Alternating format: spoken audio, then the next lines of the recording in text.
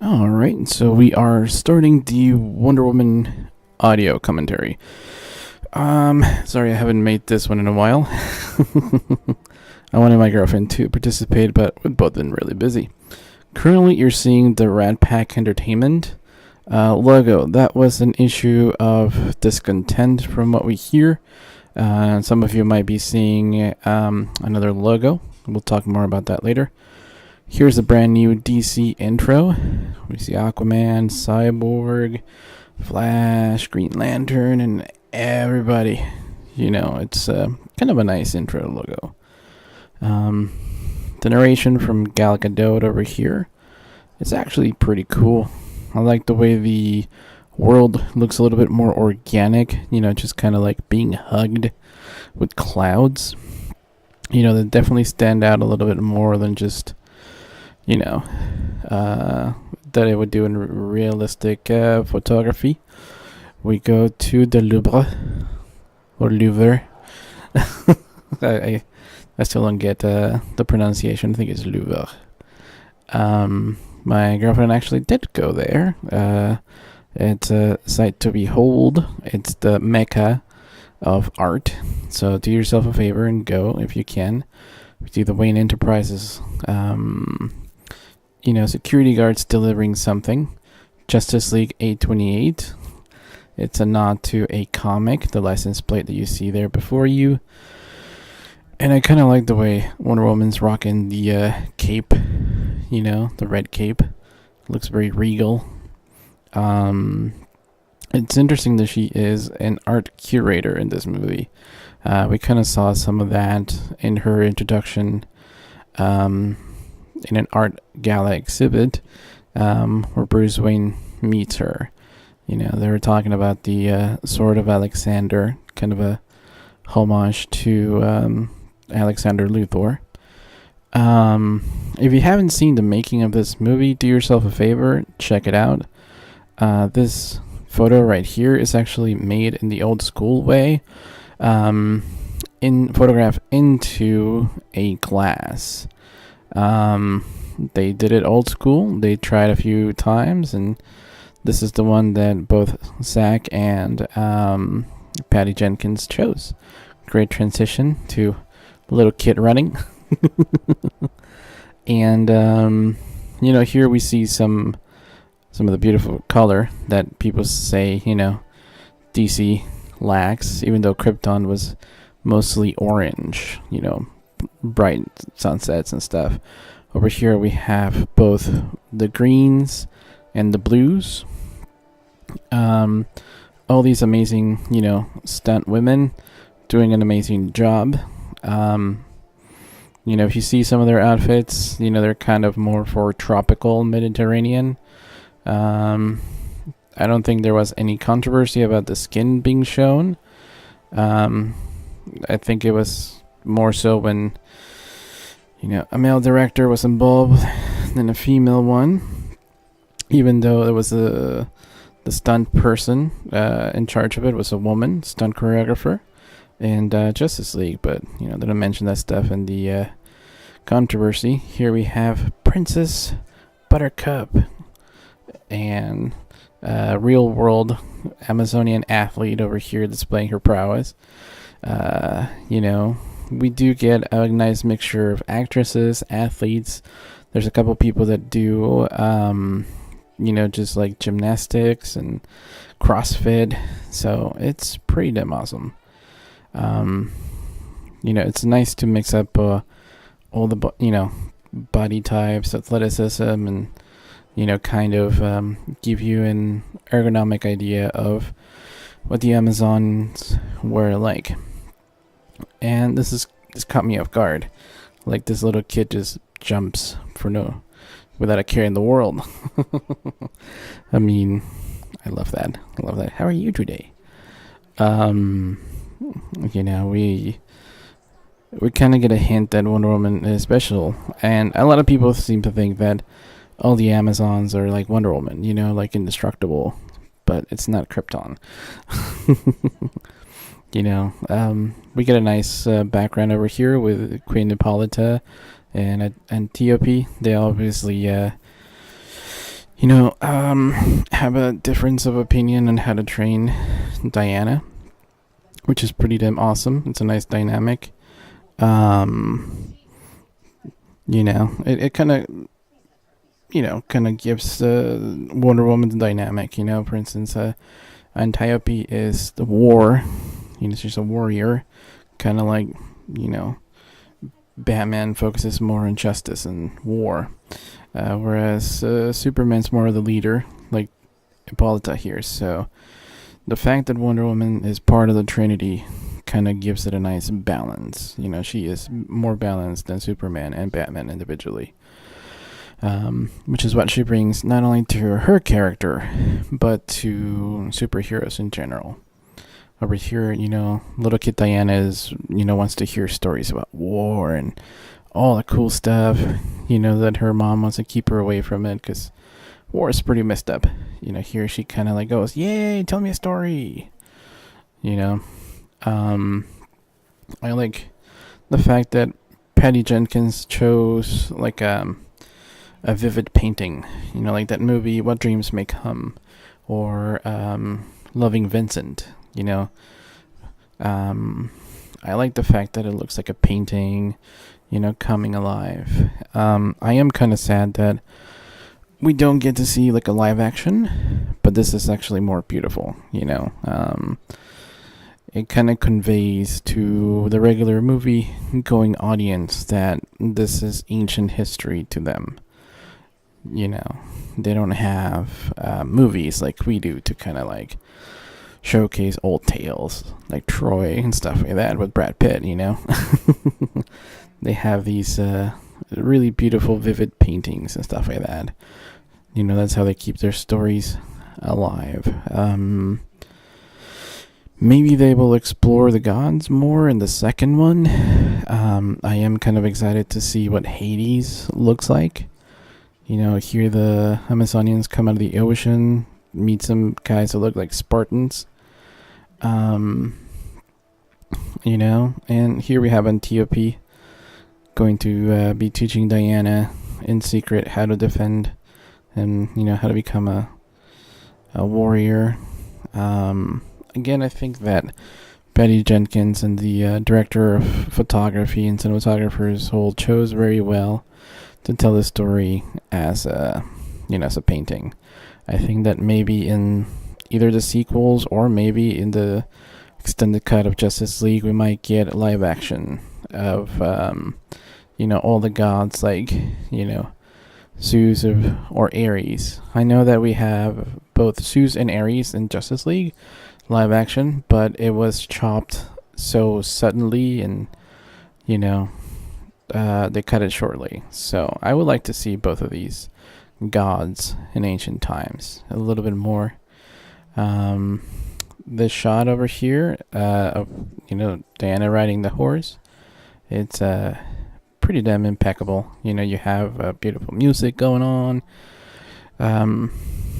You're kind of developing a nice theme already of the beauty of nature versus the ugliness of living beings, which will come as a motif when, Diana is tempted by the devil, or in this case, Ares, the god of war. Here we have more Mediterranean blues from the oceans. I think they filmed in Italy, if I'm not mistaken. Some shots were obviously extended, like this one. I think that it's kind of a nice duality that, the Amazons live in this paradise, Paradise Island, but they're not really allowed to leave. There's a weird dichotomy. It's almost like childhood, in a sense. Once you leave childhood, you can't come back to it, It almost kind of symbols Krypton, and it symbolizes also like Bruce Wayne's childhood. This is a nice homage to Return of the King, and obviously Bram Stoker's Dracula, because I think those shots are amazing. Here in this scene, I was able to pick up an Omega symbol in the upper window, round window, but It was not an Omega symbol. It was just me geeking out. It's kind of nice that the sword is called the God Killer. You know, we're kind of used to seeing Game of Thrones, where they give names to swords that are pretty damn, awesome and significant. So it's a nice twist on that in this movie later on. Here we have a much older Diana training with Antiope. We can guess it's been, I don't know, maybe 5 or 6 years. And, it's kind of a good head start from, what her mother might have wished her to engage in. The costumes here are pretty damn amazing. I think that in the making of, they were talking about how the Amazons had limited amount of resources, like metals and stuff. So most of their costumes were made of leather because that's what the animals were around. And I'm pretty sure that some trading went in with man's world. But they had limited resources, so that's why most of them are kind of like leather, wearing outfits. Another thing to notice. A lot of people just kind of watch these movies and they don't tend to analyze things. One of the cooler things is that, I don't know if you pay attention, but the fact that only royalty is wearing like armor, but also like soldiers are wearing armor. So in the Amazonian world, you get to wear metal when you're kind of like either a good warrior or you are royalty, which is kind of what they do in these warrior societies. I find that motif really nice, and I haven't seen a lot of people kind of bring that aspect of the film. Here we have people wearing bracelets. These are more developed warriors, a little bit more metal in their armor. And now we see a grown-up version of Diana, And one thing that was interesting is that she was the only child in the island. That's another thing. I'm pretty sure that they're not going to get into how Amazons reproduce, because it only seems like only Diana aged, whereas everyone else is pretty much the same age. Here we see that she is getting a little bit better, somewhat confident but not cocky, until Antiope challenges her, and we have good footwork in this scene. That's what I paid attention to. Because as a good warrior knows that, yes, sorry, there was a open window. It's hot as hell in my room. Sorry for the window, but yeah, a good warrior knows that while your eyes are paying attention to the sword, your heart or your brain needs to be paying attention to the footwork, because that's how you'll be taken down. And that's what Antiope says, that the battle will never be fair. Her gauntlets, once she crosses them, this thing happened. And it's never really explained in the film as to why that happened. It just happens. We saw the same defensive attack. She used it on the previous film, Batman vs. Superman, in the Doomsday battle, If you read the comics, or if you checked out the animated movies, you kind of get a hint of where these gauntlets come from. But I think we might get more explanation for you guys that don't know much about Wonder Woman later in the films. I would like to know what kind of,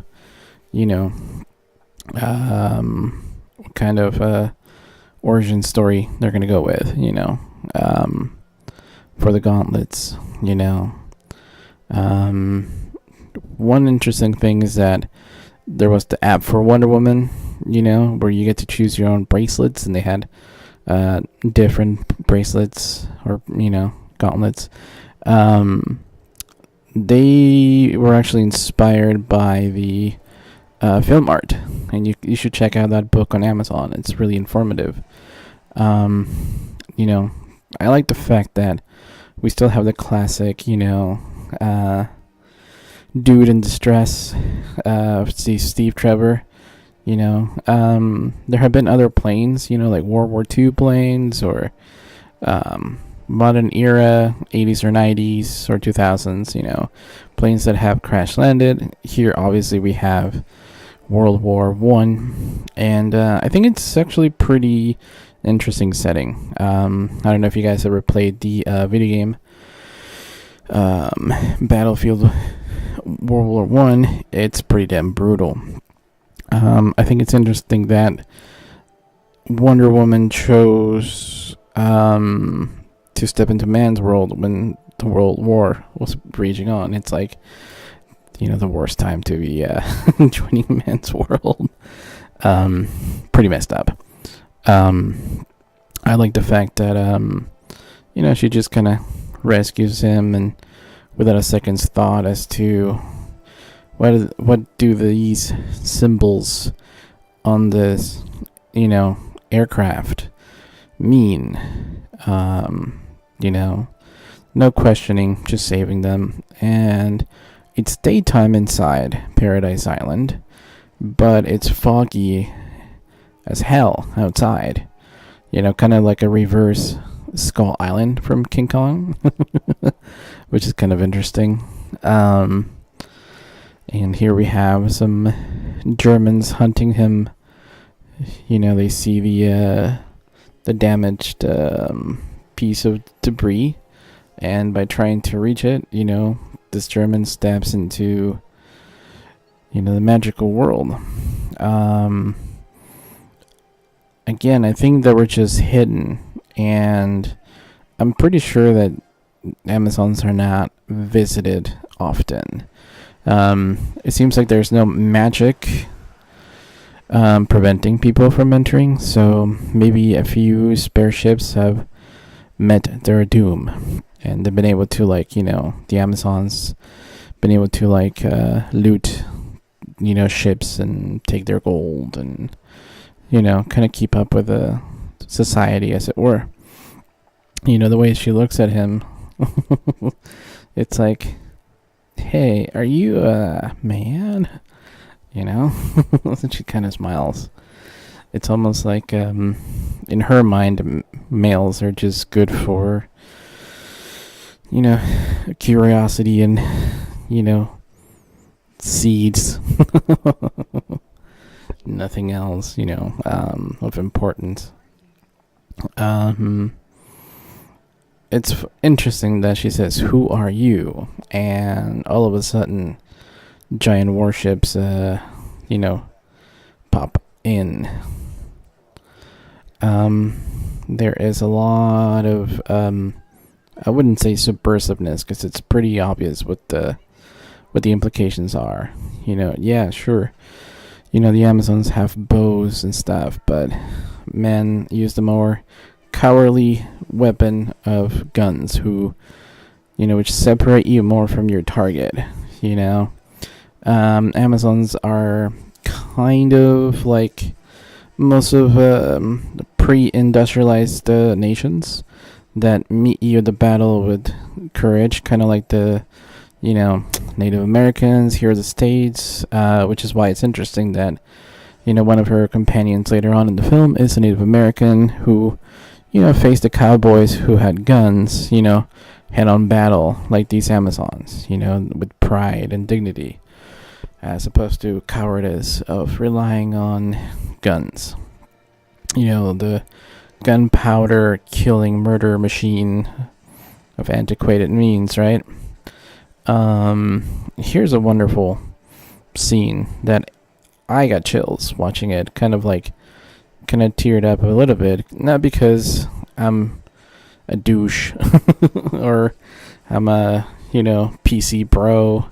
But just because it's like, yeah, man, you know, women go into battle seems pretty damn cool. I grew up with a strong mom, Mexican mom. So to me, I never saw the, strong women as something alien or, anything out of the ordinary. In the Mexican Revolution, we had Adelitas, which were warrior women, who wore their hair in buns, which is what George Lucas based Princess Leia on. So for us Mexicans, we've lived with the women who can hold their own all our lives. This isn't anything new, but I get chills because it seems so.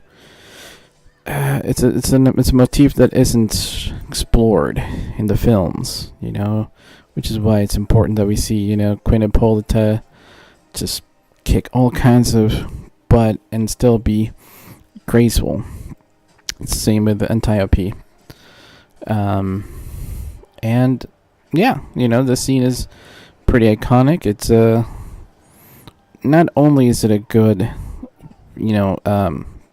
Wonder Woman scene, but it is film iconic. Slow motion, beautiful, cinematography, and flawless execution. A lot of people don't understand these characters are iconic and they need slow motion. Quite simply because today's audiences, some of them suffer from attention deficit and they don't really, take time to appreciate all the little, details. A lot of people, actresses and actors, spend months in the gym.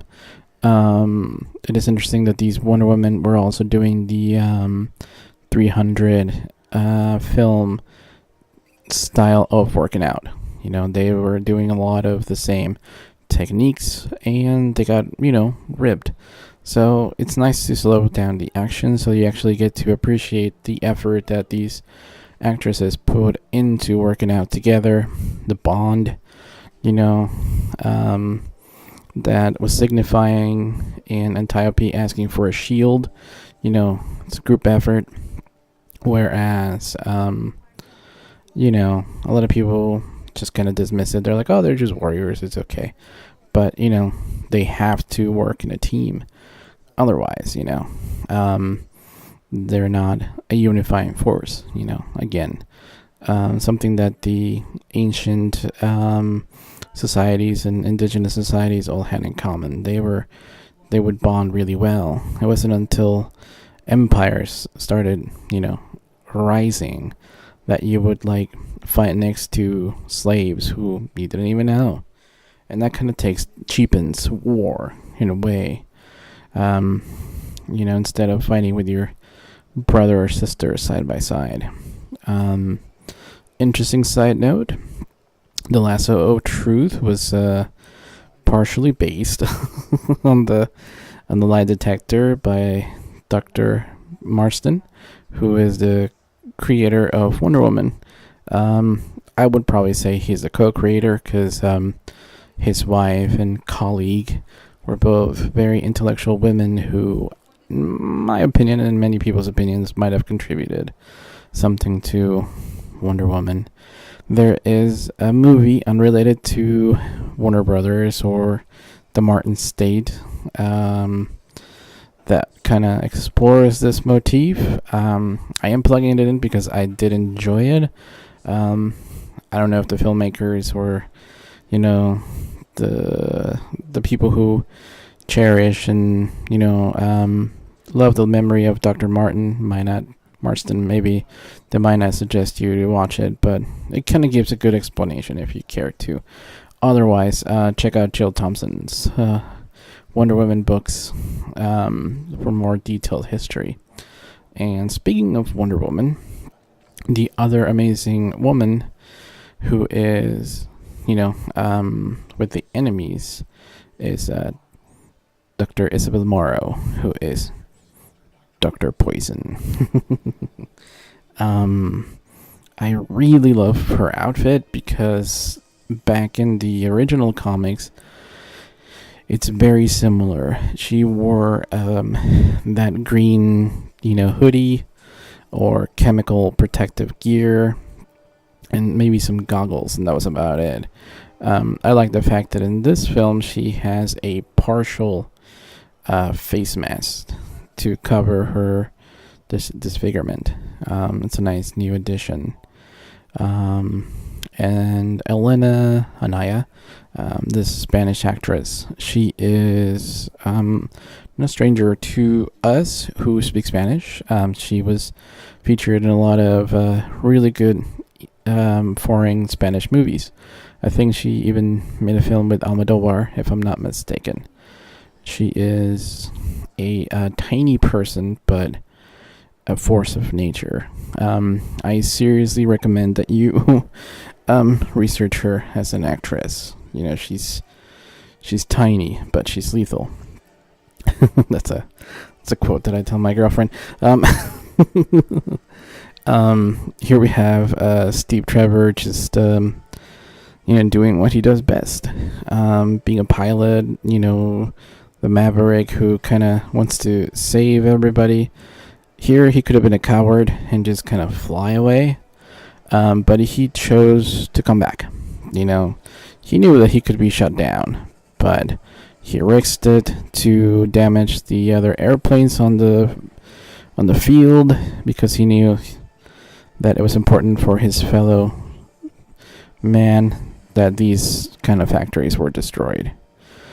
So he already has the devil may care attitude with him, which is heroic, but it's also very dangerous. Chris Pine in one of his really good performances, he was really adamant to give Steve Trevor a soft sensibility, but also a nice leading man quality. A leading man in a supporting role, as it were. And you might not believe it, but there is some construction going on around my house. There are a few AT&T trucks who just recently AT&T purchased Time Warner, which is who makes Warner Brothers and DC Comics movies. I know it's ironic, but it's not a plug. It's just how it is. Anyways, so over here, Diana is really distressed with what she's hearing. Everyone else is more delegating, about war. It's almost like because they lived longer than she has, they know that, man's world has always had these kind of little freaking wars and stuff. And it's almost like Ares, like if we destroy Ares, the war ends. It's almost like that boogeyman we've been told. For instance, like in World War II, if you kill the Nazis, everything will stop. The war will end. And then we enter the Cold War, and then we had another enemy who used to be our friend in World War II. And then there was the Korean War and Vietnam. A lot of interventions in South America, Africa. Then if you grew up post 9/11, it was terrorists. If you killed Bin Laden, the war on terror ends. We've always had like a boogeyman that we always go, well, if you get rid of the figurehead, everything else will be okay. It's a very naive way of looking at war, but we seem to do it anyways. I really like what he does here with his foot, Steve Trevor. Just kind of going, I don't know where the heck I am. But this is awesome. Chris Pine, in many interviews, has said that this was a difficult scene, not because he was going to be nude, but because he was like, I have to be seriously fit. Not so much because he's an egomaniac, but because, in his mind, it would be doing a disservice to Wonder Woman to just look average. He needed to really look his best. Like a 20-year-old man, even though he's not. So we appreciate that because,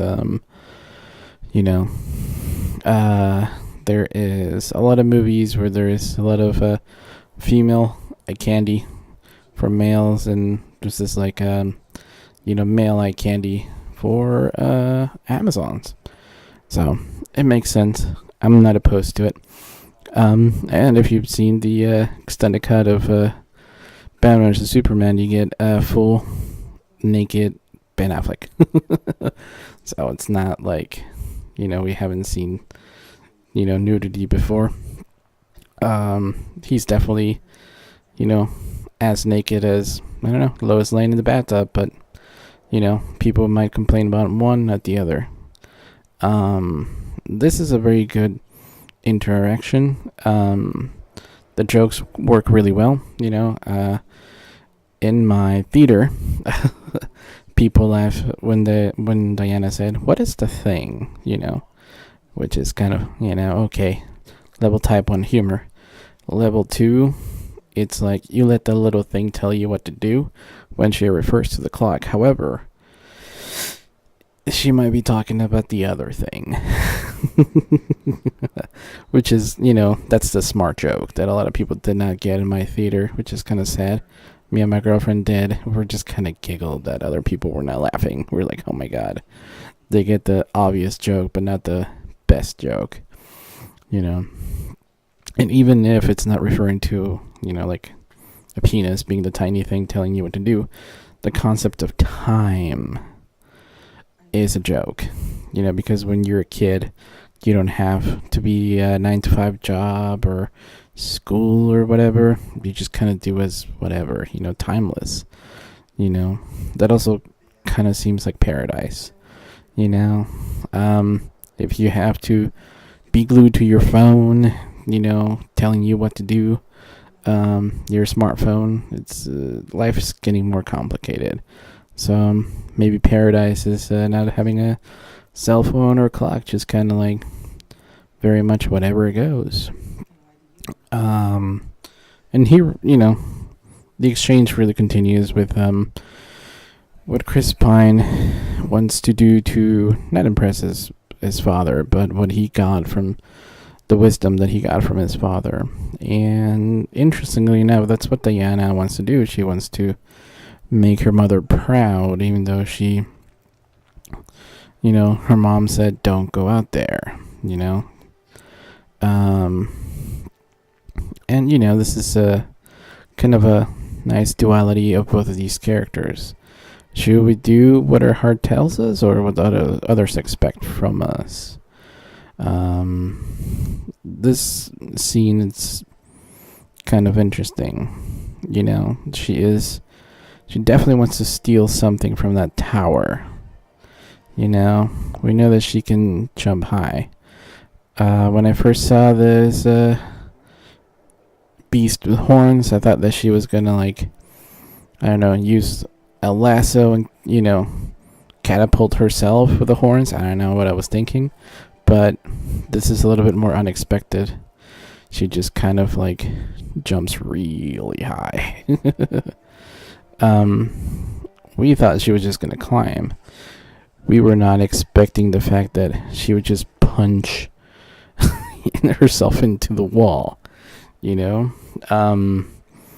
Definitely reminiscent of Sam Raimi's Spider-Man. A little bit more badass than, Achilles climbing the temple to, rescue the damsel in distress at the end of the movie with Brad Pitt, which, by the way, I like it. It's ridiculously long. I think 3 or 4 hours long, but anyways, I like these kind of movies. Here we have The Lasso of Truth and The Sword, The God Killer. Anyways, this is an epic moment. And I think most of the people in the audience started clapping when that happened. Alright, so she is picking up the God Killer without the full knowledge of what the real God Killer is about. This is another moment where everybody clapped. You know, it's like, yeah, Wonder Woman outfit. Here's Steve Trevor trying to navigate, not finding where Themyscira is, and she startles him. When she puts her foot up like that, it's like, you know, she's just like, hi, I'm powerful. A lot of people in my theater, they were like, whoa, that's too revealing for the kiddies. You know, people thought that Steve Trevor was looking at her underwear or something, because it is a weird, awkward angle, you know, to be looking at someone. But to her, she doesn't think ill of mankind as perverts. So, you know, for her, it was like a natural pose of warrior, like, ha, let's go to battle. This is a really sad and bittersweet scene. It kind of reminds me of the last interaction between Kal-El and Jor-El in Man of Steel. You know, you can save them, Kal. You can save them all. I don't think Kal-El realized that was the last thing that he was going to see. You know, his biological father, and you know, in a hologram. Also for Batman, you know, that alley scene. I don't think that he realized that was the last time that he would see his parents. So the fact that this is goodbye between mother and daughter, it didn't really dawn on me at the time, but it was kind of bittersweet thinking about it. You know, after the film, you're kind of realizing that, you know, Diana is leaving her childhood behind to become a grown-up, in essence. You know, by choosing to join society and stepping out of the comfort zone of your bubble, you become an adult. You know, you're embracing, you're forming your own destiny, as it were. It is very interesting that this is this item, her, you know, tiara, belonged to Antiope. You know, we get to see like the origin of her tiara means something to her. You know, we heard about the lasso of Hestia, but I still would like to know more about the gauntlets and maybe the sequel. Really great choice of words, and it's a very dark scene. As far as aesthetics, I think a lot of critics just don't understand that a dark aesthetic doesn't mean a dark film. You know, so one of the things that, you know, people might be surprising is how dark this film is and how lighthearted other DCU movies tend to be. You know, for instance, The Joker was hilarious. So was Harley Quinn, but the characters were in dark settings, whereas this is a very somber scene, very sad scene, in a very dark atmosphere. You know, it's dark, it's night, it's sad, you know? So, yeah, a lot of critics just like to praise some things and hate some things without actually paying attention to the film, which is why I decided to take it upon myself to do these commentaries. A lot of people, you know, they might not care, but these are recorded for prosperity. You know, I might not be here. I'm definitely not gonna be here forever. I mean, not immortal, so I'm not a goddess or god. You know, so yeah, we as fans we like to teach people who don't know. You know, a lot of people, you know, might be interested on pop culture, but they don't know much. And this isn't just me, who is an avid comic book reader, going, nah, I know more than you. But this is just more like, okay, I know these characters, I do read them in comics, but I'm just looking at them as a moviegoer. You know, a lot of these, a lot of praise came towards this movie just because it was a trendy thing to do. Same thing like, they did with Black Panther. But when you analyze the movie, you kind of realize that this film is a little bit more in depth than what the reviews praised it for. One of the things about Ares being the god of war, speaking of gods, here in the West after 9/11, many idiots believed that Islam was a war religion. They believed that by wiping out all Muslims that they were going to have some kind of peace, but the world tried that in the Crusades and didn't quite work. So here we have a very interesting conversation about, Ares and the god of war, but also about sexes. And this scene was always funny. It was kind of uncomfortable because it's like, of course, Amazon women who grew up with that man are going to meet a man, and then that stuff's going to be talked about. So I'm glad they were able to do this scene early. I am very interested in how they chose to convey it. They didn't get into too many specifics, I think that, they could have gone more into detail, less into detail, but whatever. It worked as a scene. It was kind of uncomfortable to watch because it was definitely a battle of the sexes, It was like, here we go again. But, it wasn't really a negative point on the film, but it was more like a negative point on the audience who was just like, well, I guess we're doing this scene. I'm like, well, yeah.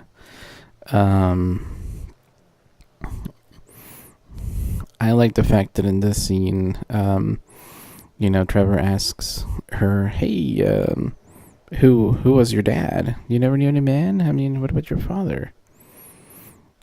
And, she calmly says, well, I had no father. My mother sculpted me from clay, and I was brought to life by Susan. He's like, huh. I'm glad they stuck with this origin story. However, I hope that, people are not upset if there is an alternate explanation later on as part of either Hades trying to tempt her or something, This is a good motif, it goes back to the old school comics, as it were. I know that Brian Azzarello has met some reluctance with some, Wonder Woman fans about his work on Wonder Woman recently, but, as is Grant Morrison, for many, George Perez has been the modern Wonder Woman writer, and some people just want Gail Simone, for those of you who want to look up Wonder Woman comics. But yeah, this origin story is very retro. I'm glad they addressed the women versus male view of the world. Here we have pre-Nazi Germans who were still the bad guys of the war. As you can tell, there's no Mein Führer, or any of that, World War II cliche. I think that in this war, these generals didn't realize that it was going to be a long haul. They didn't realize how big the conflict was going, and very good acting, here by everybody who was just afraid of this guy, and everybody did thought that he was like the big bad guy, everybody did think that he was Hades from the get-go. I'm going to take a moment to explain how awesome the sets tend to be. There is this warm hue in these Dr. Poison sets, almost yellowish, kind of like mustard gas in a way. I don't think that was intended, but it does remind me a lot of mustard gas. The warm interior shots with her in it. Speaking of Ares, I thought that blue liquid that she gives him are kind of helping him concentrate to keep his form. Although some people are saying that this is the origin of the venom serum that Bane uses in the comics, which would be pretty cool, by the way. I like the fact that, she still wears her, her green, I guess scrubs, you can call it. It's kind of her iconic, outfit. I love this. Poison. Oh, terrible. I like her delivery, her little Spanish accent. Beautiful London, it's, one of the most industrialized places at that time. And, it's kind of funny that this is the first thing she sees. Yeah, it's not for everybody. I love that. I wouldn't say it's like a diss on Western society, but you kind of found London at one of the worst times right now during the First World War. I love all the interactions, such as the soldiers whistling at her like, hey, hey, hey, and she's just kind of not picking up the harassment. She's like, well, they're whistling, that's stupid, and she wants to hold his hand because in her world together just means like companion. You're both going the same way, whereas when he means together, it's like a couple. And also, can we take a moment to say how lovely Gal Gadot is? I like the fact that she kept her natural accent, because it is kind of her own, and it makes her acting a little bit more, personable and easy. And I like the fact that back in those days, showing that amount of leg was frowned upon by British society. And she's like, oh, a baby. And the woman's even scared of her. It's because she's never seen kids, but the woman who's holding her baby has never seen someone dress like that. I mean, even her coat is just ancient, or kind of goth from the ancient Germanic tribes. There's just something unnatural about it. I mean, if she had a Russian hat, maybe she might fit in a little bit more, but she's beautifully tanned, and the coat definitely stands up. This is a brilliant scene about the secretaries being basically a form of slavery, kind of like that is basically what anybody who has a job and a boss, not just secretaries but everybody. Again, it's a scene that, kind of like the boat scene, it was necessary to have, women and their attire. We may not like it, but it's part of the disguise. For instance, there's a reason why Bruce Wayne pretends to be a playboy with expensive outfits.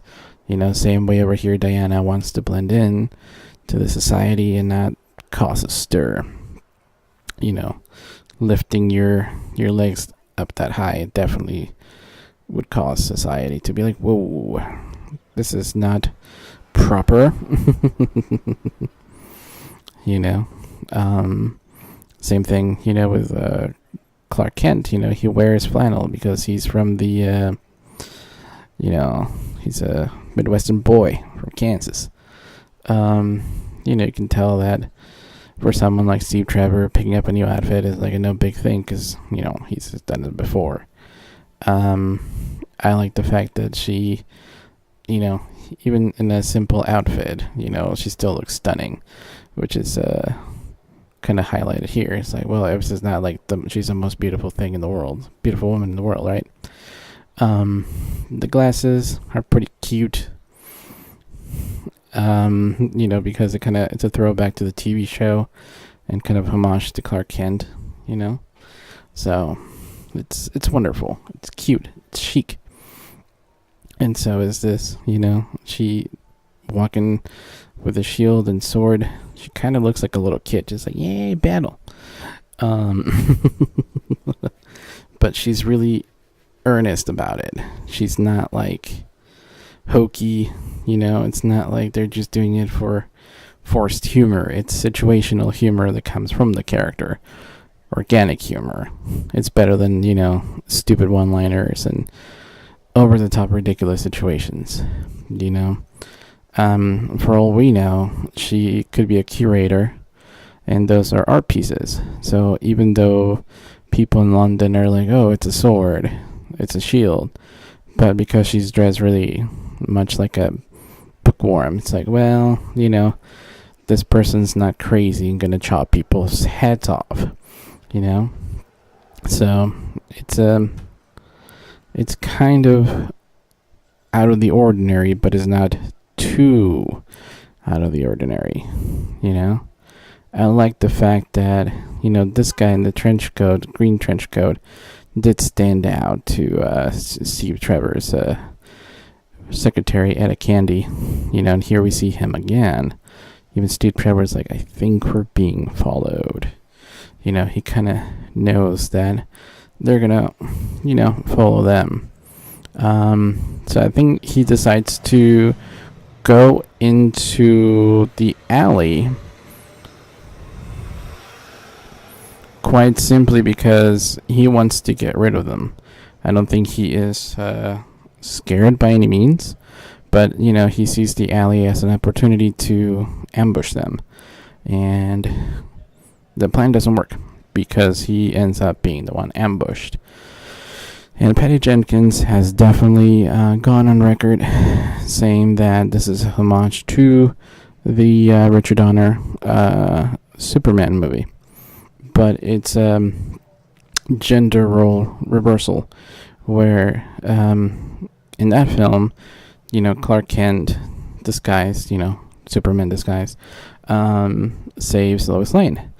In this one, it's quite the opposite, she saves him. So it's kind of passing up the torch, that Richard Donner kind of vibe is present here, because this is the first big female superhero big budget movie. There have been other female superheroes before, but this is the big one. It's kind of like Superman. Superman is the big one for many reasons. So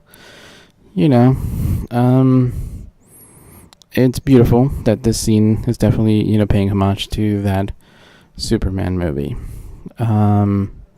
Again, this person dying from poisoning himself is not too graphic, but it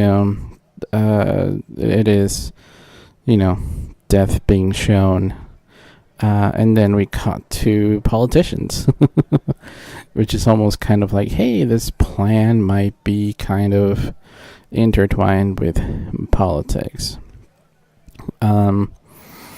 We have all these antiquated looking British people, and they're all basically just kind of staring at the fact that there is a woman, and she's just like, what's up, how's it going, Why are you looking at me like that? You know? um, the first thing that they think of is that not so much like who is qualified enough to be here, but it's more like it's a woman.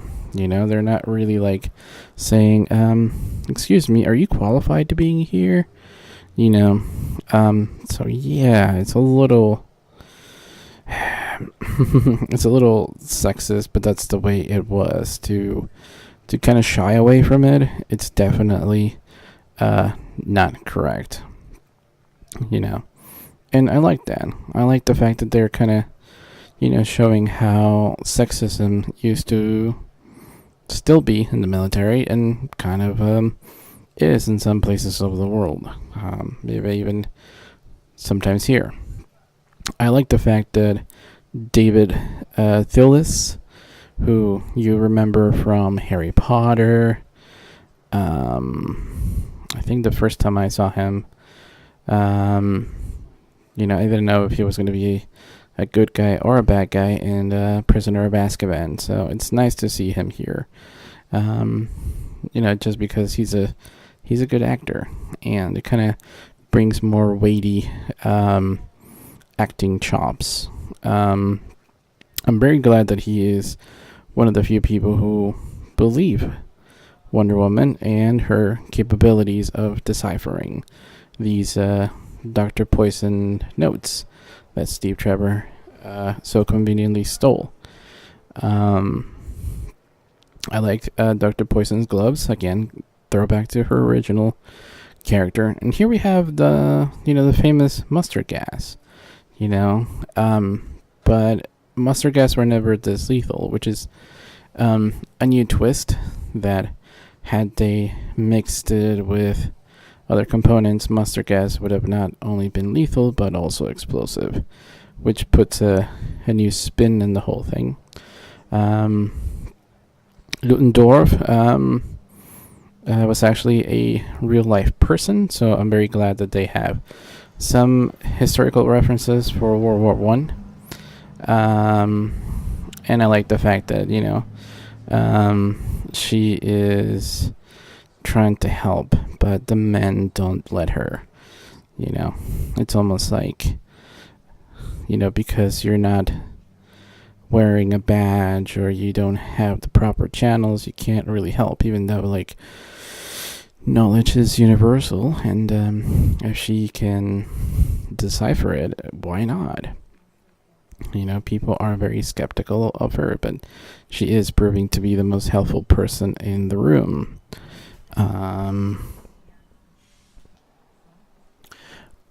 The other thing that is interesting is that it's a hybrid language of Sumerian origin. Obviously, Turkey and some parts of the Middle East were inhabited by the Sumerian language speakers, so it makes sense. It also makes sense that she would know what Sumerian is, and that her plan matches with Steve Trevor. Like, hey, we need to stop this person because more people will die. Whereas the bureaucrats are like, well, if we do that, it might disrupt the peace talks. So proposal for peace, it's better than letting these two people go rogue and make things worse. But these generals don't have the information that, like, these weapons could be manufactured overnight, because even though Steve Trevor destroyed one factory, we don't know what other places they might be using to develop this. The scene where she kind of stands up to the generals, it's very interesting, especially because this particular actor was also in the film Troy. And he is a general in that movie, and he does die fighting alongside his soldiers. So, for us, it's like, that makes sense that, they casted that actor. And I think he was also in Game of Thrones. He is the elder, one of the guys from the Night Watch who takes Jon Snow into an adventure, and he's one of the first few ones who doesn't trust completely Jon Snow, but takes him seriously. I like the fact that Steve Trevor recognizes that this is the best plan, and that in order to show her that he's telling the truth, he uses her ways, which is lasso truth. Beautiful pub. Even though you can tell that wartime's happening, people need a drink. They need a place to just kind of forget all the hell that is going outside.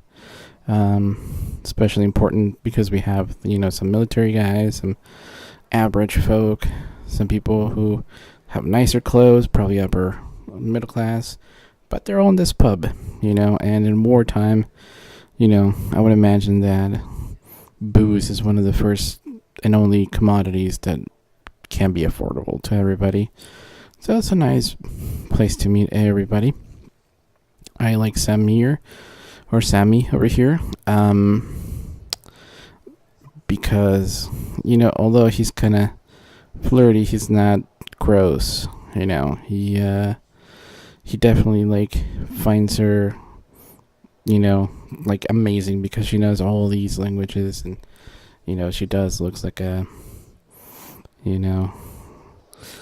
like a statue,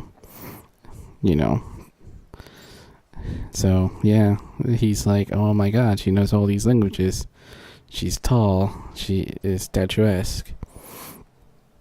And then, it's not degrading, but it's just, a matter of fact commenting. It's kind of like when Martha Kent says, nice suit, son, because it's ridiculously tight and he's ridiculously buff. It's not condescending, it's not sexist, it's just well, nice suit, son. Again, I like all the actors here. If you've seen Trainspotting, you remember this awesome actor who's playing Charlie. By the way, I did see Trainspotting 2. I would say that if you love this actor and the first Trainspotting, you should check it out. But we're getting a nice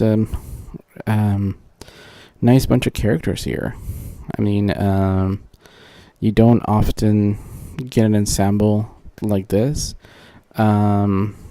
because most of the times, you do have good actors, but they don't get meaty roles. You don't get what do you call? You don't get memorable lines. You don't get memorable, recognizable, iconic moments. For instance, over here, when Sami says, I'm both frightened and aroused, that's very iconic. And Charlie does get an iconic, scene later on when he sings for the group. So yeah, I like the fact that these side characters do have some kind of iconic lines. And that these great actors are not just wasted as, names in a poster. And they just have, one or two scenes.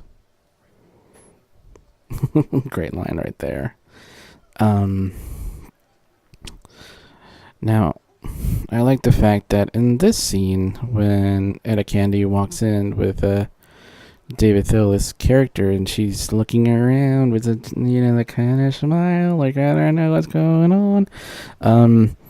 I thought she was working with the enemy. Quite honestly, I thought that she was, I don't know what to think. I don't know if she was a villain in disguise, or, granny goodness. I don't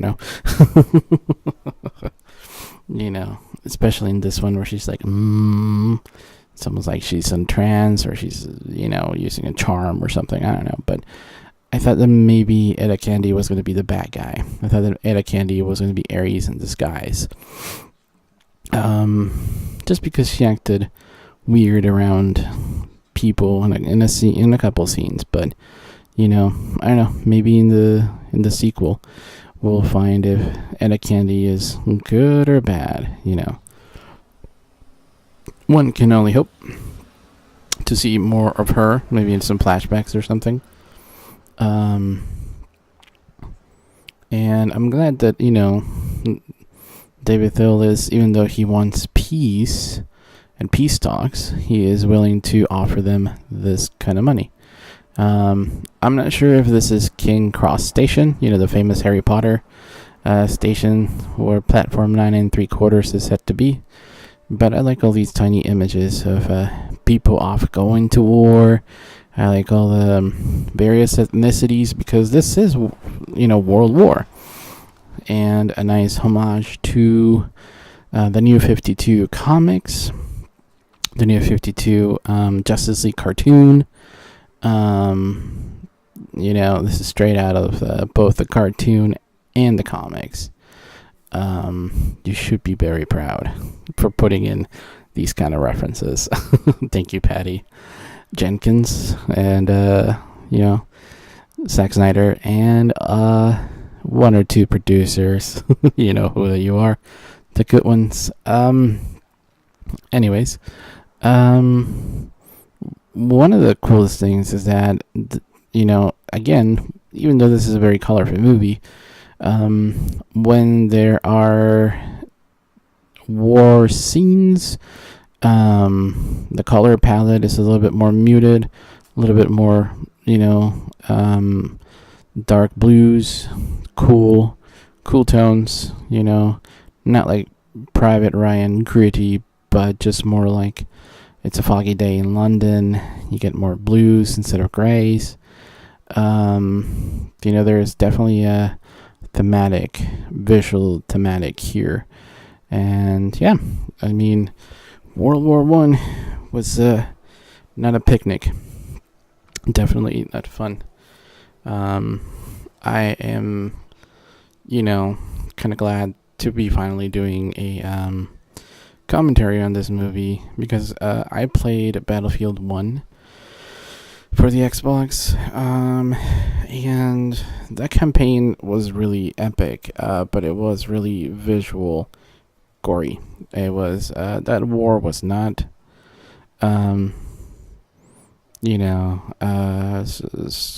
about strategy or drones or helicopters like in Vietnam, or bombers like in World War II, or tanks like in World War II. The tanks in World War I were kind of flimsy, so there was a lot more face-to-face war, trench warfare. It was probably the last war to use horses, so pretty brutal. It is also interesting to know that one of the key features of all of the DC movies is character humor. We've seen it time and time again that situational humor is what is most preferable. So, for instance, in this horrible scene, of horror, not horrible as in quality, we have these two villains laughing at the thought of these guys fighting over a gas mask, because they don't know that the gas mask doesn't work. Because this new gas will corrode it anyways. So it's, maniacal and in a very funny way. But it's dark humor. It's humor nonetheless, situational humor. Here we meet, the chief. And there's a couple of really cool articles that I might link about this actor. He's really happy that he was cast here and he was able to speak Blackfoot, I believe. He was saying that he's the god trickster Hopi, I think. Not Hopi. Damn it, I forgot the Napi, I think. Yeah, he says the trickster god Napi. And it was really cool because he just improvised that on the set, and Patty Jenkins and the producers were really happy, It's nice to have, more backstories. And if you don't know DC Comics, there is a wonderful Native American hero called Manitau. I think, he might be related to this character in future films, or even,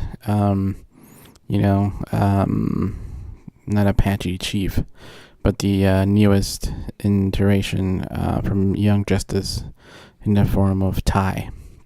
The character of Ty who, creates a giant aura, kind of like becomes big. This is very interesting about how the last war killed all his people. And she goes, "Who killed your people?" And then he goes, "His people." Again, it's, she kind of goes, "What the hell, Steve Trevor? I thought you were a good guy." But that's, here we are across the pond, and, a lot of people say, "Well, yeah, European war was really barbaric and blah, blah, blah." But, we haven't really fixed issues at home with the, Native American population, so there's a lot. Every nation has ghosts, every nation has skeletons in their closet, and, I'm pretty sure that once we go into Wonder Woman 2, we're going to learn that even though Paradise Island was really cool and amazing and perfect, the world missed out on such a gift. And Hades kind of reveled in that. Hades was probably really happy that Ares was out here, the god of war, causing all this destruction. That's why she is horrified when, she sees people hitting the horses, when they're stuck in the mud. Or that, there's a kid screaming for mom, or that there's people who are missing limbs. She's seeing that she is very much needed in this war. It just kind of dawned on maybe her mind that had the Amazons been with mankind and they were all magical like she was, the world would be a better place. But she is, magical because she is the daughter of Zeus. She's a demigod. So this is an example of trench warfare, always being bombarded, never know what's going to hit you. One thing that they don't mention that I read in, high school and college is that the trench itself was really damp and wet. There were no bathrooms. So you basically went to the bathroom in the trench. Maybe find a hole, but, the middle of the trench would always have a running sewage issue. So the majority of the time you would be more vulnerable to contamination by living in these conditions. So if you had a wound and to get infected, or, dysentery or something like that, you were more prone to the elements. And not to mention the toxic gas, the mustard gas. Also, rations were an issue, so you had a lower immune system. All very horrible. And, I know that they didn't show that in this movie, but they don't shy away from it either. They showed you a couple things on the way here. And here we have this beautiful, epic moment where she kind of shifts her shoulders back and forth, looking downward, and boom, there's a tiara. You've heard that Patty Jenkins, that her British crew didn't know why this was necessary. It wasn't really Warner Brothers or her producers, but it was her crew who was like, "Why are you doing this?" And she was like, "Well, this is her big reveal moment." This is Christopher Reeve's first flight. This is Batman and Michael Keaton on the roof going, "I'm Batman." This is Christian Bale going, "I'm gonna make them share my dread." This is Batfleck in the warehouse scene. This is Kal-El going up to this guy, in the first flight where he's trying to fly. There are these wonderful reveal moments, and this is one of them. It's also cinematic history, because it shows you the beautiful reveal. You've seen costume heroes take ownership of their, motif. So she is Wonder Woman. She is a warrior, but she is trying to spread peace. And she's doing that by protecting others from harm. She's not like, damage first, ask questions later. She's protecting her brethren, and, like every other hero, what is Spider-Man? When you first see him, he's swinging from, skyscrapers, and what is Batman? But if not like, creature of the night hunting down criminals, So likewise, she is a goddess of peace, but she is a warrior princess as well. One interesting thing is that because of the palette of this movie, Patty Jenkins did choose blue smoke, and with the color, not color correction, but the color palette she chose, it just kind of embedded the scene with like a little bit more of a beautiful distance, as it were. And it kind of contrasts with the yellow smoke that we saw earlier from Dr. Poison.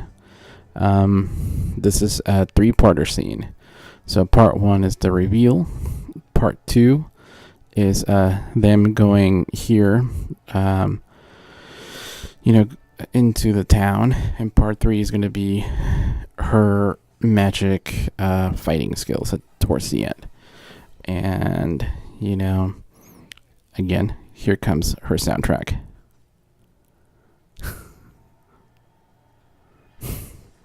Yes. So here we have another epic composite shot. We have real live action, we have CGI, we have Gal Gadot, we have stunt doubles, we have all these elements, and yes, we even have the amazing Batman vs. Superman Wonder Woman theme. We also have tons of, amazing slow motion, that a lot of people give Zack Snyder grief over, but, they forgot to mention that here for some reason. And this is consistent with the DC Extended Universe, We have slow motion, we have amazing fights, we have things that make sense, like men knock out her shield, boom, she quickly recovers it. She uses everything, the shield as a weapon, she uses the sword as a weapon, her armor, deflected bullets, and boom, she kicks the guy out the window. But hey, guess what? There's more. Part 2, I thought it was like amazing, just going through the buildings and kicking butt, but there's more. There is a very beautiful scene right here that comes up where the character of the Chief puts a tomahawk attached to grenades. Brilliant. And here we have part 3 of her amazing powers. She's gonna fight a tank. And, I laughed because, over here, the way she charges the tank is like a rhino. And, just lifts the tank like it's no big thing, It's just raw force, And then, she's utilizing the bullets. She knows where they're going to be landing. She knows that Steve Trevor is here, and then he is risking her, his life for her. So she's like, hey, I got your back, dude. Let me do my thing. So this is the amazing lasso of Wonder Woman. And, I think that it's done very elegantly. I would love to see her fight Fiora from Man of Steel, because Fiora was zigzagging ridiculously fast, and Wonder Woman's fighting style is a little bit more elegant in her first outing over here. So I would love to see what these two, people or characters bring to, a fight. So hopefully the villain in the second movie, Cheetah, will bring some kind of like visceral fast fights. And we see Charlie here kind of have doubt in himself, and then we see Steve Trevor remember the move that the Amazons did with a shield, so he knows that she can do it, and they kind of help her through that amazing shot, and she takes out the whole tower.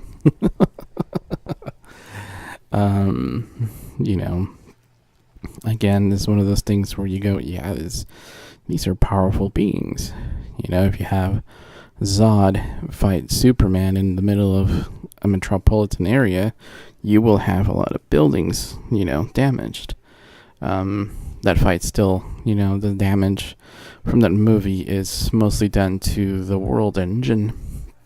And in this movie, most of the death done in this film is because there was a world war going on. We're not going to blame Wonder Woman for that. The collateral damage. Yeah, it's happy to see citizens be happy over here with this lady.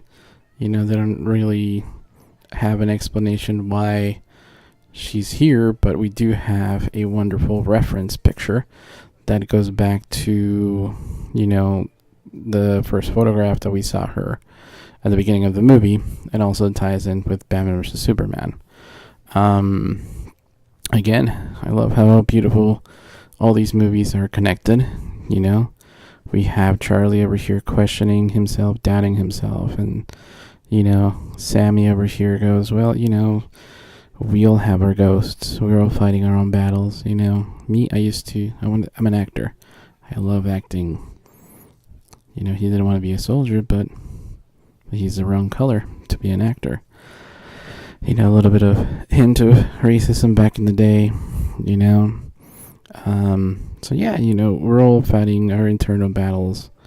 And I think one of the reasons why the DC characters versus the Marvel characters differ is that the Marvel characters are very egocentric.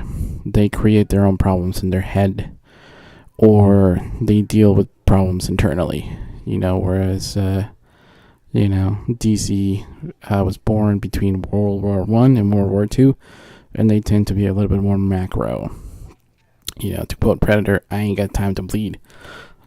We have bigger problems than ourselves, Not to say that DC characters are not relatable, but, in the middle of a war, you're not going to stop to go and be like, well, I wanted to be an actor, I'm actually going to walk out of this battle right here. My head's not in the game. You kind of swallow your pride and you go for it. And I think this is one of the key distinctive differences, whereas Marvel is very baby boomers, very self-centered, very 60s, Silver Age.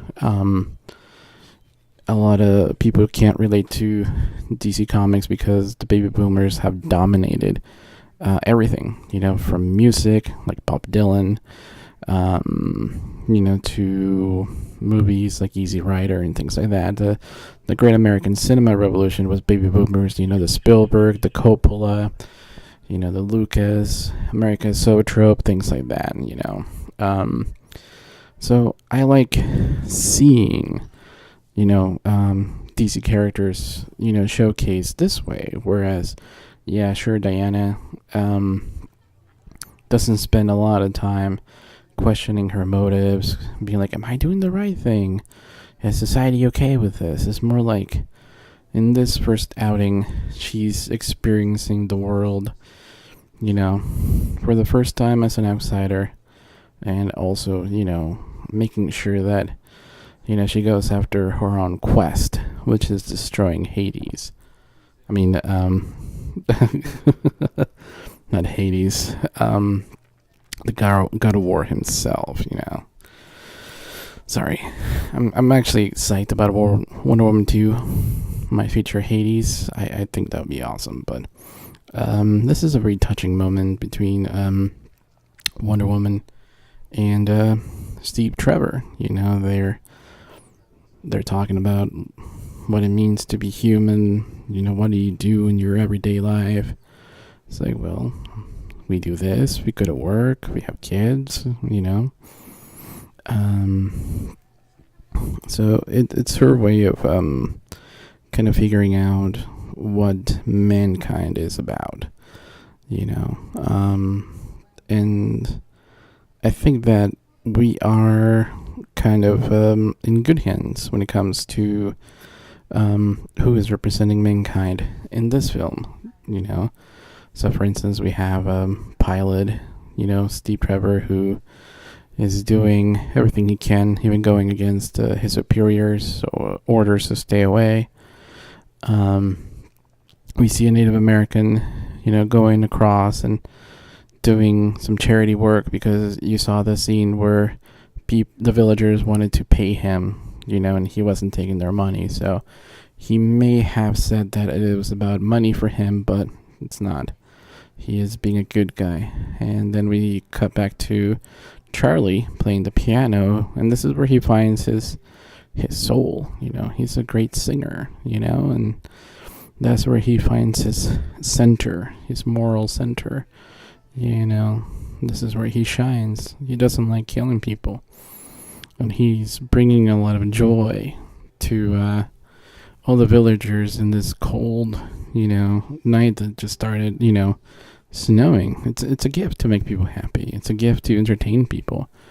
As an artist and writer myself, I often wonder, like, is it worth it? When all you see on Twitter is negativity. Is it worth, putting something on paper, or printing something like a comic book or a movie, when all they're gonna get is hatred? But I think, it's movies like these and scenes like these that kind of make you go, well, the good outweighs the bad, and it's always good to fight for what is right. In this movie, there's a confrontation towards the end, but moments like these are the ones that really kind of drive it home. It's not just about the macro, but it's the little things. For instance, like I said, DC has been mostly about heroes tackling giant issues. They have issues themselves, but they don't let their personal issues define them. They own that, they gather strength from it, and then they fight the big fight. Every soldier, has ghosts back at home, but when you're in a war, you kind of, deal with that later, and you focus on the war. There are moments of reprieve like these when you might find someone that you kind of fall in love with, and then you share a special moment. And I like the fact that over here he's about to leave, and she's like, where are you going? So it's kind of she makes the invitation and he accepts, which is a very 21st century approach, to spending the night with each other. The filmmakers did not receive any kind of backlash for this, and I'm glad. I think that had it been a filmmaker that the bloggers don't like, or someone that was not of the right atmosphere, people might have said awful things about it. But because the whole vibe of this movie was very empowering, most people understood this scene, and I think it's correct. I mean, it's almost like this is the first movie that people went with respect from the DC, and when you kind of swim against the current, it doesn't seem like you get very far, so I do think this movie is, pretty awesome, but it's not like that the other movies were lesser, so there it is. And, you know, here we have a moment of levity from character and out of the situation. Something that South Park loves. Situational humor, not random things like Family Guy. Yeah, I went there. So yeah, I like the fact that, the cinematography here is quite beautiful. I think that using fog, a little bit of blue in the war scenes differentiate these other scenes, I like Charlie's hat, and his insignia. Every single character has like a different color, so Sammy has the red hat, and Charlie has the green emblem on his hat. He's got the yellow cape, their poncho. The chief has his, Native American necklace, chest piece, attache. So everybody has, their own culture to represent. I like that. It's I wouldn't say it's like the first Justice League, but it's definitely almost like pre-Justice Society from the 40s. In my opinion, I think that Steven Spielberg tackling the Blackhawks, it's really interesting. They're the fighting force of World War II. Maybe he will do Justice Society of America, since Wonder Woman sequel is going to be set in the 80s. So one of the important things is that over here, Steve Trevor is being stubborn, that he wants to sneak in alone, even though it's the chief who, commissioned the car, even though it's Sammy who volunteers to be his driver and play a role, to infiltrate. So over here, when Wonder Woman is more like, I want to kill Ares, whereas Steve Trevor is like, I want to, get rid of Ludendorff and destroy the bombs. Both central characters are kind of like, single-mindedly want to go single-handedly, but in this third act, they're going to have to rely on each other. This scene in particular is kind of cool because we get to see Sammy be happy and doing what he loves, which is acting. We already saw Charlie playing music and singing for everybody back in the little village they just saved. So yeah, it's kind of a cute scene. We see the chairs being lined up for a giant exhibition. So Steve Trevor kind of knows that, there's going to be some kind of weapon demonstration. And he was right. He has to, stop Ludendorff from, making those weapons reality, a feasible reality that could, hold peace talks and allow the Germans to unleash a new horror upon the world. This is a funny, interesting scene. It's kind of like the Terminator. I need your boots, your clothes, your motorcycle. Diana's just measuring her up, saying like, does this fit me? I don't know if Ludendorff and Dr. Poison were an item, or merely they just liked each other for their intellect and mutual hatred of other mankind. I like this scene because Steve Trevor is trying to, flirt, kind of like a, the femme fatale, but it's a role reversal, the male fatale, as it were. I like Anaya's facial expressions here.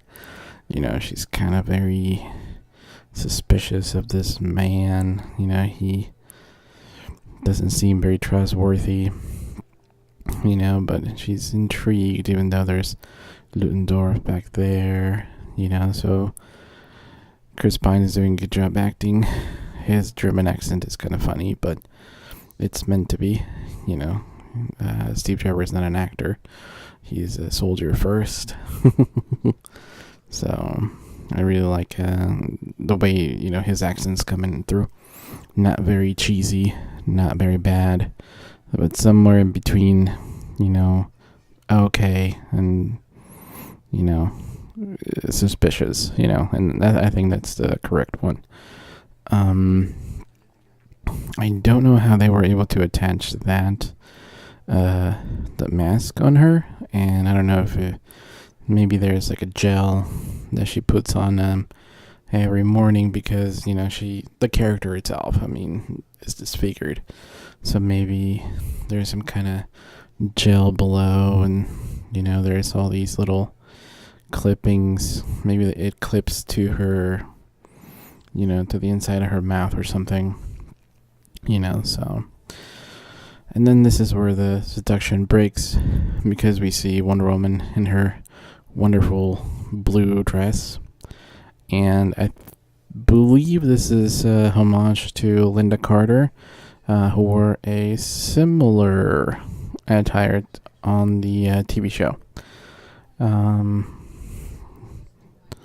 It's kind of nice seeing her in blue because everybody else has, dark grays, dark greens, very muted colors. So she does stand out quite a bit.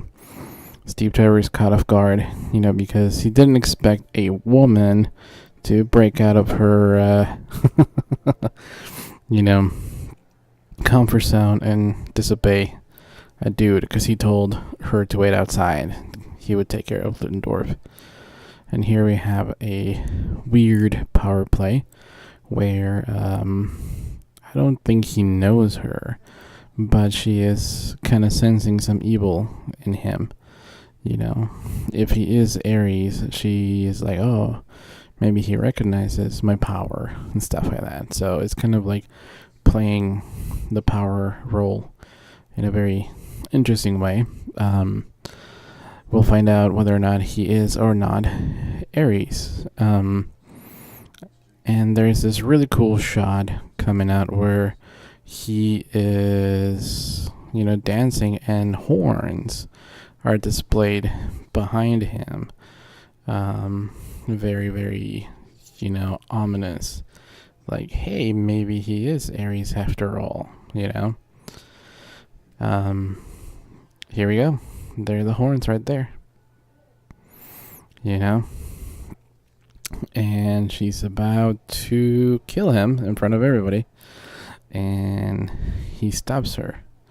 Now, one thing that has caught my attention is that she could totally break his hand and, move him aside and just go for Ludendorff. But she did not want to put him in danger or out him as a spy, or grab any attention on both of them, So she saved both of their lives by playing along.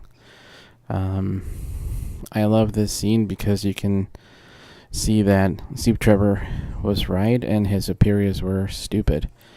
And you can tell that, Wonder Woman killing Ludendorff might have had a positive effect because this cannon would not have been fired. So she's racing urgently to see what's going on, and here we have the yellow.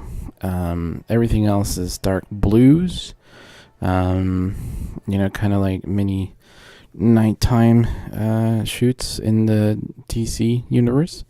And the orange kind of does stand out because, orange is kind of like the opposite of blue in a way.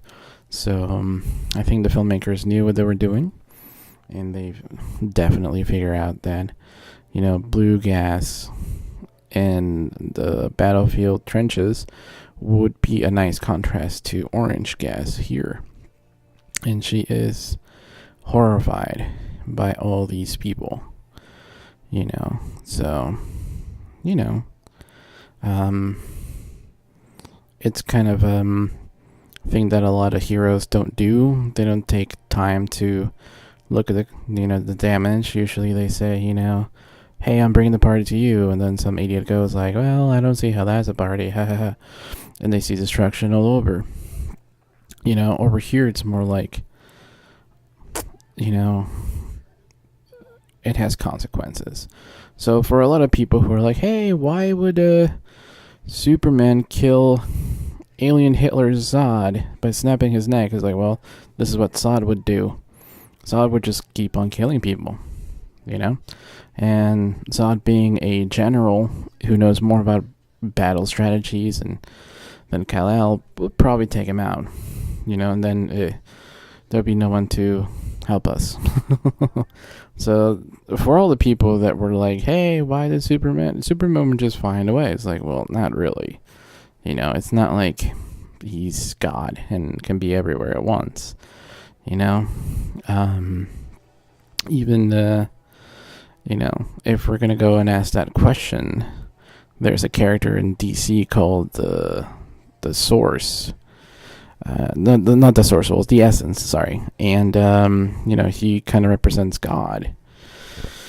If God is indeed all powerful and benevolent, Darkseid wouldn't exist, or all these bad guys, the old gods wouldn't exist. So anyways, we're getting ahead of ourselves. There's a beautiful use of smoke signals from the chief to let Diana know where they were, and also to let Steve Trevor know where they were. So she fiercely jumps the fence. Haha, Trump. Take that. And she starts slicing and dicing. Slice and dice.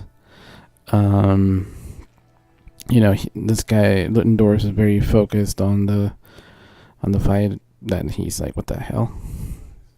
He's very surprised, and I think he knows that it is the same woman that he had a dance off, or not dance off, but just a dance with.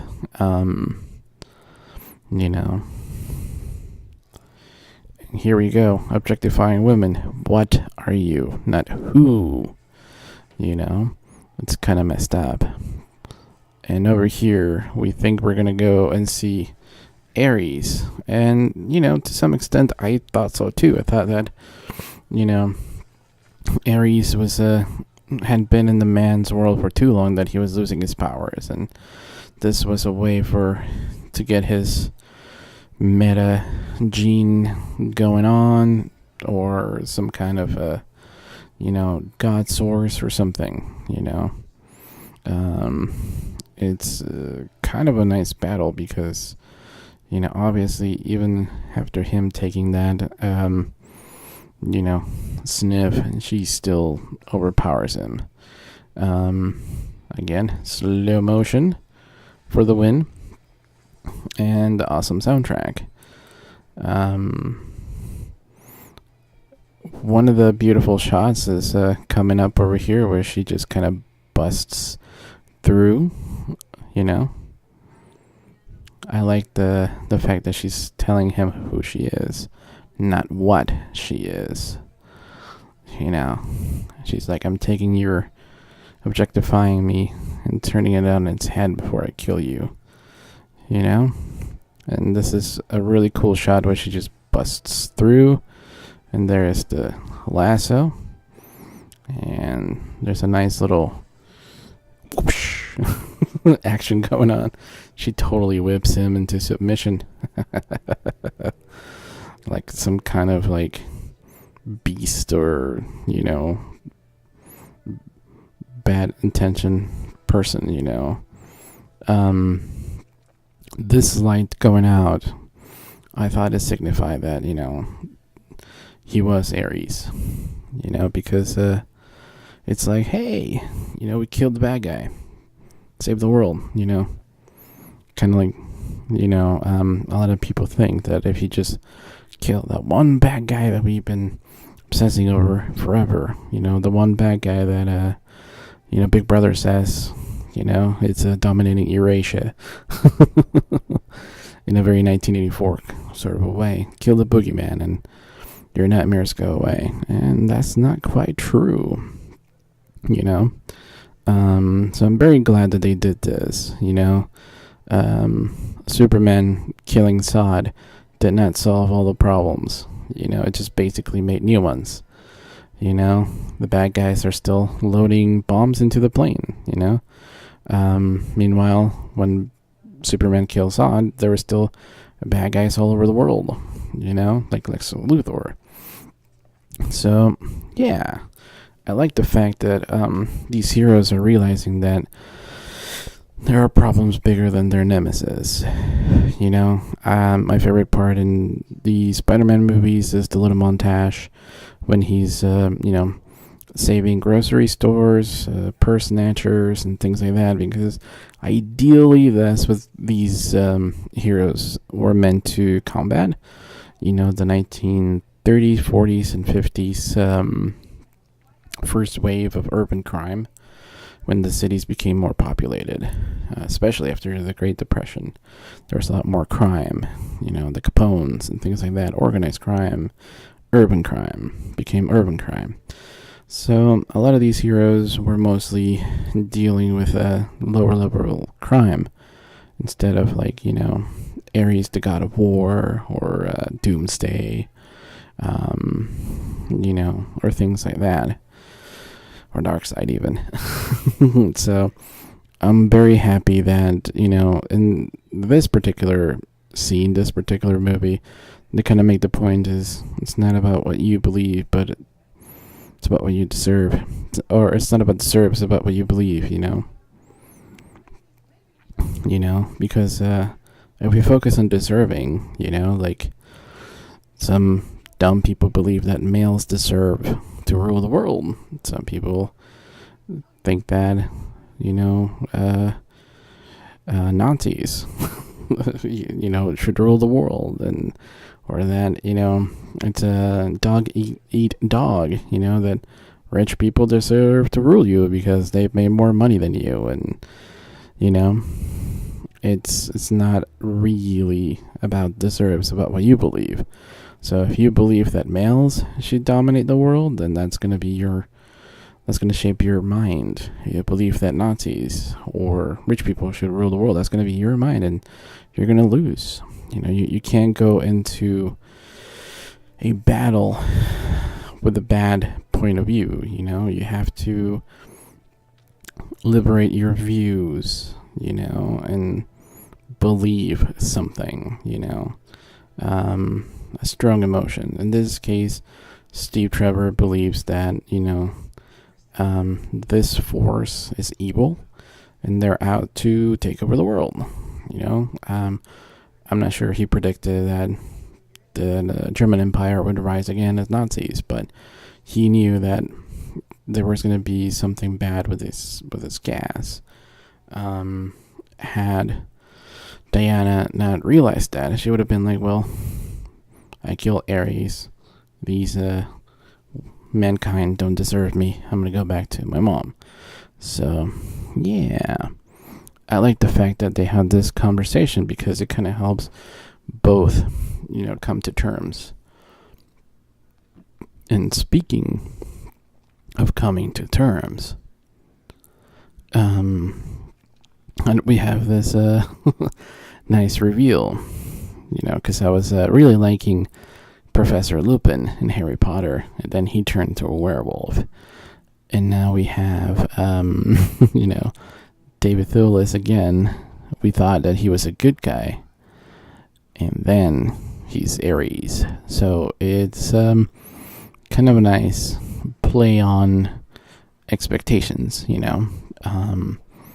Here we have some nice disguises, just a gas mask. Simple, and it works. You know, they get past security, and they're seeing the machinations of war. This gigantic, you know, plane that, you know, it's a little bit too big for anything local to attack. So obviously they're going to go somewhere. This is a very classic bad guy monologue. I like the fact that David Thewlis has that little Monopoly guy mustache. And he speaks oh so very softly. He's not like having some deep voice because he's a bad guy. And it is quite interesting that he wanted, he was a peace activist. He was like a peace, not activist, politician. He wanted them to sign the peace accord. Because I think he knows that, the Germans are going to rise stronger in the Second World War. And here we have another reveal that the God Killer sword just turned to ash. All he had to do was like hold his hand, and just blow the ashes. It's like, look, the God Killer's not the sword, you are. And she's like, what? Only a god can kill another god. And then she's like, oh damn. She believed that all the power lied in the weapon, but all the power lies within yourself. That's a very cool lesson for little kids everywhere. It's not so much that a sword is powerful, but you are, and what you do with it. You are the one who has the power to change the world. Sword or no sword. It's interesting that these characters are helping Steve Trevor, locate things, and finding what the plans are. Because otherwise you get into a lot of, exposition characters. Here's the classic temptation of the hero by the bad guy. I really love this shot where he's falling from grace, kind of like Satan. We see him here very young and buff with his mustache. Here we see him as a shadow influencing, ideas and weapons and wars. So he's whispering things into mankind, They start these wars on their own. So yeah, it's more like I wouldn't say modern day trolls, but that's what Russian trolls did in the previous election. They would create fake profiles and pit liberals against conservatives, and then when the event happened, nobody was there because they were all fake accounts. They were creating mistrust and wars. So yeah, it's a very, very tempting. It's like the snake tempting Eve in paradise. It's a very classical motif that is not only just found in the Bible, but a lot of heroes, are tempted. It's like, I offer you power, I offer you knowledge, or Anakin, I offer you the chance to save your wife, that kind of thing. A lot of actors, understand how powerful this kind of temptation can be because, fame can go to their head, So, and then you get to see this giant, explosion, and you kind of go, what the hell? Steve Trevor's like, what's going on? And I didn't know how powerful Ares was going to be. I had seen a toy of Ares that looked completely different than what we see here. A little bit more akin to what we saw in the brief appearance he has on Justice League. It's interesting that we see him control the wind, because when he was whispering things to people, you need wind to carry your voice, or, he was influenced just by thought. And here the thought is manifesting into controlling the wind. Very, very powerful indeed. He's even lifting, the floor. And, she kind of jumps and hovers in midair. These people see it, go, oh my god. And he's like, Steve Trevor's like, damn. If he's what I think it is, we're screwed.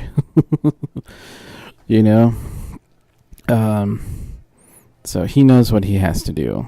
He knows what he can do. He cannot fight Ares, but, he can do other stuff. Over here we see lightning. Which is interesting. We've only seen lightning used by Zeus in that live painting at the beginning of the film. So over here we get to see people, not knowing what to do. Now, over here where he asks, is it flammable? We have no way of, suspecting what the plan is. Charlie says, hey, watch out. We see Wonder Woman throw a crate, and Ares is,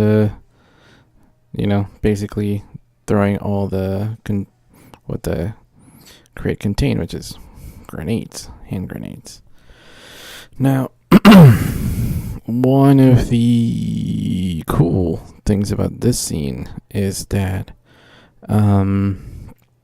we don't hear the audio. We see this from Wonder Woman's perspective. She just had a giant explosion, so her ears are ringing up a little bit. I think it's because there were multiple grenades at once. We see the brave men, taking down the bad guys at the plane. We see Steve Trevor give her his dad's watch, which meant a lot to him. The only thing he left him. It's kind of a nice act of bravery. When I first saw this at the theater, I think because she couldn't hear him, he gave her the watch to be like, hey, count the minutes until I return. That's what my first instinct was. Looking back at the fire, oh man, this freaking scene gets me every time, dude, because I'm like, that is just cool. Piercing the hot, armor to make himself a mask, an eye, so that he can see from it, and then forming these blades out of, the scrap of metal. Completely badass. We have a duel and battle. We have, short duel and battle. Here we have Ares definitely overpowering Wonder Woman. She doesn't really want to, take his head off, but she doesn't know how powerful this guy is, so it's not like, she can just take him on at will. She's definitely testing, his strengths. Here we have the good guys destroying Dr. Moreau's entire supply left on the hangar. This is a beautiful shot again with a lasso of truth. It glows. It's a new weapon that we hadn't seen before. I wouldn't say it glows like a lightsaber, but it's just beautiful to look at. Ares here, it's kind of a scary bad guy. If you played, the first Injustice video game, you kind of know what he's capable of, and, pretty damn cool character to start off Wonder Woman. I really enjoy the way his voice changes a little bit. David Thewlis definitely had the little wispy voice when he was a politician, very quiet, and now he's like, I'm here, like a little, I don't know, it's hard to do. But but it's a little bit more deep voice, they deserve to die, Diana, that kind of a thing. And over here we have, she's remembering Steven. Steve Trevor's up there. He's actually pretty happy because he's finally gonna get to do what he set out to do, which is be a hero and save the world, which is what every soldier wants. Every soldier wants to be the hero and save innocents. This scene definitely felt really sad, because I've always said that Steve Trevor is the love life of Wonder Woman from the comics. Steve Trevor is Lois Lane to Superman. I think that if Zack Snyder had killed off Lois Lane, there would have been an outcry.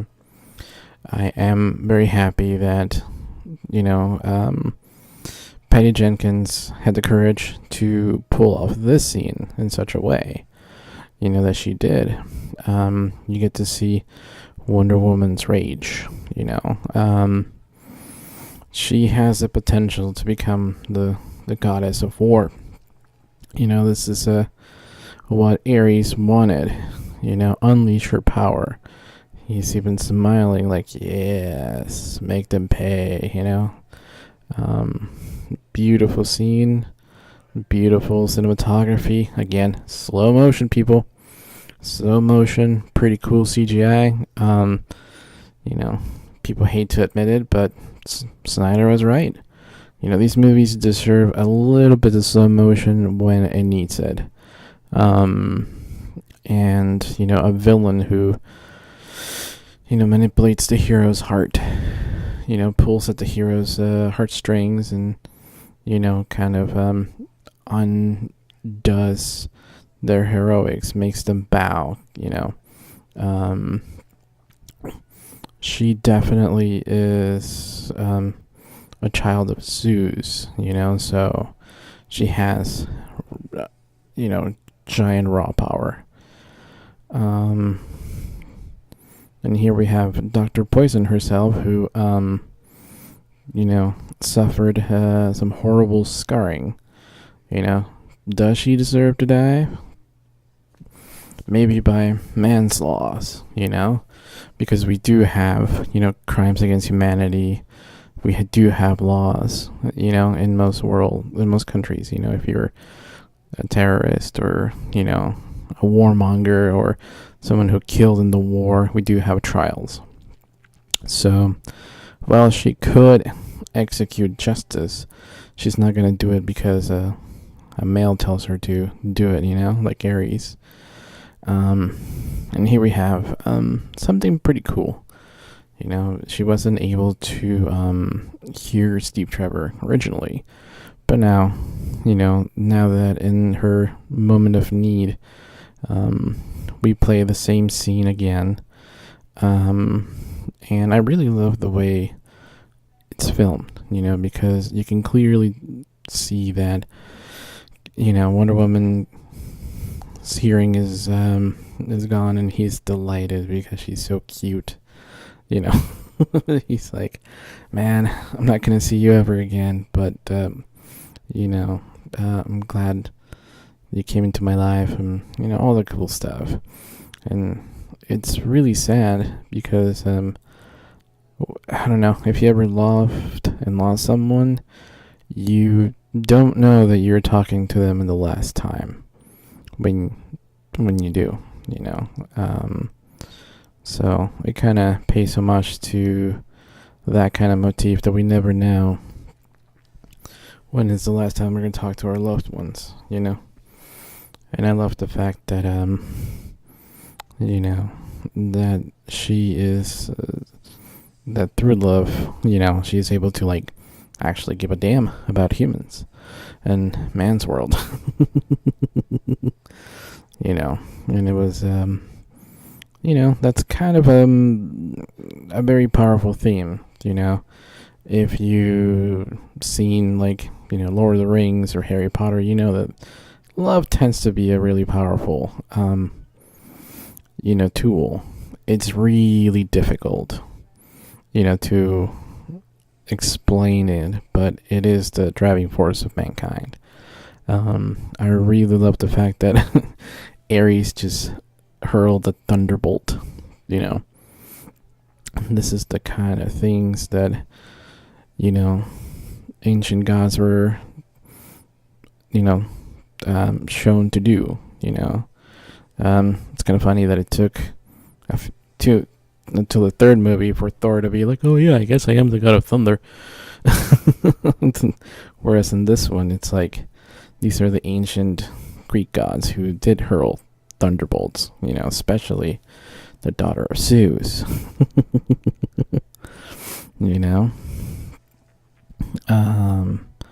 So yeah, I really, really enjoy this. And again, I would like some explanation in future movies about the gauntlets. Not for me, but for the general audience. So yeah, I like the fact that the motivations for the bad guys, what a beautiful shot over here. The motivation for the bad guys in, DC movies tends to make sense. Zod didn't want to take over the world. He wanted to reform Krypton and basically use us as, cannon fodder. We were basically inferior species. Zod was basically alien Hitler when you look at it. And, he didn't want to take over the world. He just wanted to destroy the lesser beings and rule over them, like alien Hitler. In Batman vs. Superman, Lex didn't want to rule the world. He wanted to show the facade of the Superman. He was full of xenophobia, and he really wanted to destroy his image. And if he couldn't do that, he was going to use whatever creature, Doomsday came out to be. And if he couldn't do that, he was going to call Steppenwolf. So the relentless hatred of Superman by Lex Luthor. Whereas in Suicide Squad, we have ancient gods actually coming back. And they're like, we don't recognize this world. Let's make it into our image. So they worship the old gods again. And here on Wonder Woman, we have Ares, the god of war, who definitely wants to get rid of humanity. He wants to populate the earth again with the old gods. And I think that, it's a very beautiful theme, because the old gods, whether it's, Enchantress or Ares, would really be pissed off at what we've done with the world. It is of no surprise that, we have the new gods in Jack Kirby's Fourth World, who will be the main antagonists for future films. And this beautiful celebration in London with the passing of all these all these people who gave their lives for a better tomorrow. It is quite interesting that this picture of Steve Trevor is pinned to the wall with all these other heroes, and she doesn't feel the need to want a copy or to steal the photograph. She leaves it. She leaves the photograph for all these other people to see a hero. This is why this is bittersweet, because she's like, man, I don't have a picture of him anymore. And then, she's made peace with that. She's made peace with the fact that she won't ever see Steve Trevor's face again other than memories. Which kind of goes back to the original photograph and why it was so important. That she was hunting down this photograph that Lex Luthor had on a very, very heavily encrypted hard drive. And, she needed someone like Bruce Wayne or Batman to decipher it. So, yeah, it's a very well constructed DC universe. I mean, these first four movies made more money than the first four movies of the competition. So, it is very, very cohesive, and I really, really like the way that this one in particular bookends the story, the origin story, with attaching it to the DC universe. One beautiful thing is that this wonderful shot coming up of some kind of crime going on in Paris. We get to see a Wonder Woman pose, because all the superheroes have a pose. Like, hers is the Gauntlets cross, but then we also have this one, which would make a great poster. Patty Jenkins. Awesome. Awesome. Well, that was my Zack Snyder. Woohoo. We have our Charles Robin. We have our awesome commentary for this movie, Deborah Snyder and Zack Snyder. I hope you guys liked it. I will be doing another one for the theatrical cut of Justice League. I finally have a lot to say on it, so thank you all, and DLC at DC, say yes to DC, go DC, and keep enjoying what you love.